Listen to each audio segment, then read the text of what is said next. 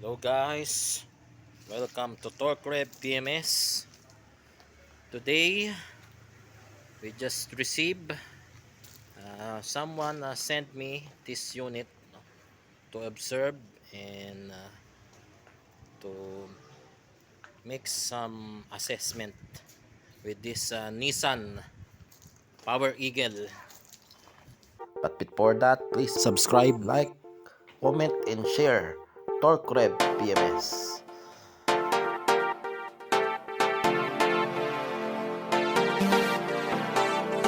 Let's make a walk around. It's quite old, but we all know how reliable this vehicle.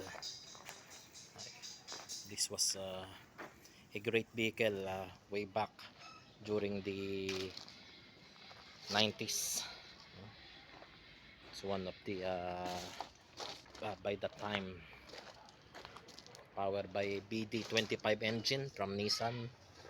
Yes, a naturally aspirated diesel engine. So before we make some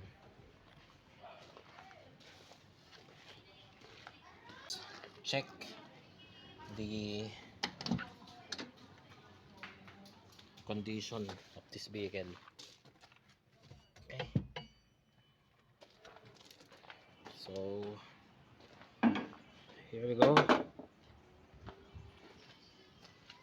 Yan. Yan yung vehicle. The age shows, no? Windows cannot retract.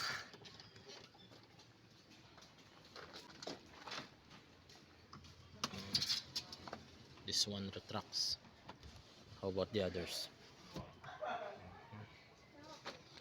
That's the condition of the it was sent here, no, to make some assessment, and it didn't open.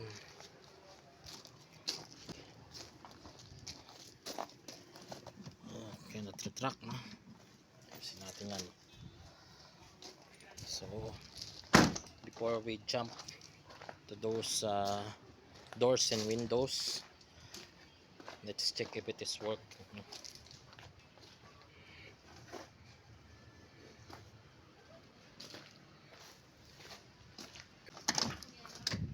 Earlier we pumped the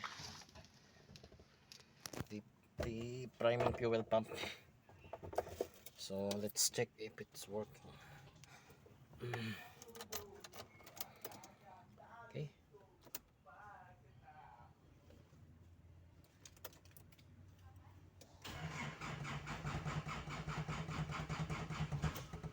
okay, second try.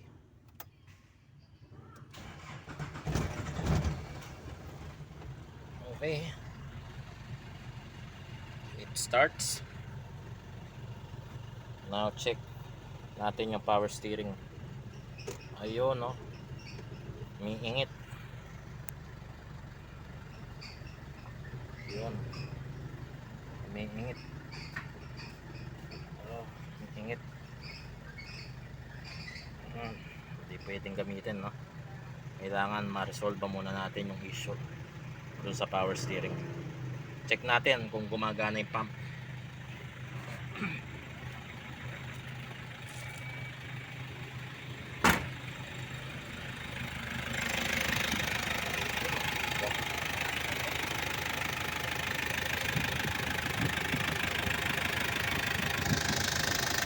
May tagas-tagas na dun sa steering pump, no?